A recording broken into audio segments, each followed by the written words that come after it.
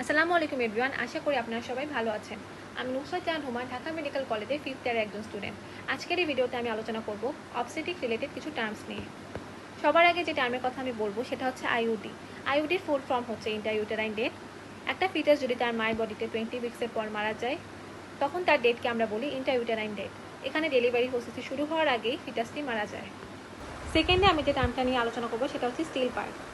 একটা ফিটাস যদি ডেলিভারি প্রসেসে মারা যায়, তখন তার কন্ডিশনটাকে বলা হয় স্টিল বার্থ। এখানে শিশুটি জন্মগ্রহণ করে, বাট জন্মের পর তার মধ্যে কোনো লিভিং সাইন্স পাওয়া যায় না। থার্ড যে টার্মটা নিয়ে আমি আলোচনা করবো সেটা হচ্ছে এনসি। এনসির ফুল ফর্ম হচ্ছে অ্যান্টিনেটাল কেয়ার। প্রেগনেন্সিতে মাদারকে যে কেয়ারটা দেওয়া হয় সেটাই হচ্ছে অ্যান্টিনেটাল কেয়ার। 4 নম্বরে যে টার্মটা নিয়ে আমি আলোচনা করবো সেটা হচ্ছে পিএনসি।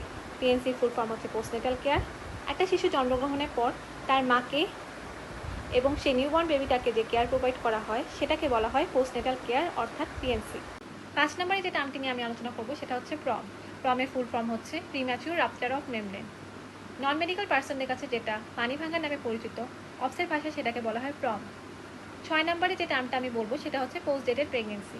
এক্সপেক্টেড ডেট অফ ডেলিভারির পর যদি 2 সপ্তাহ পার হয়ে যায়, তখন সেই প্রেগনেন্সির কন্ডিশনটাকে বলা হয় post dated pregnancy.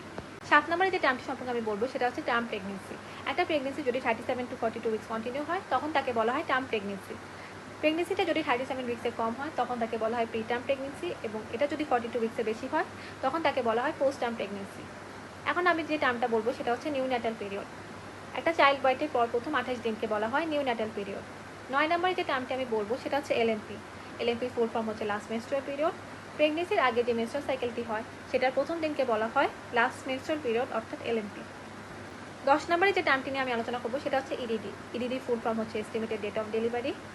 Early ultrasonography অথবা এলএমপি থেকে ইডিডি ডিটারমাইন করা হয়। 11 নম্বর টার্মটি হচ্ছে এমব্রায়ো।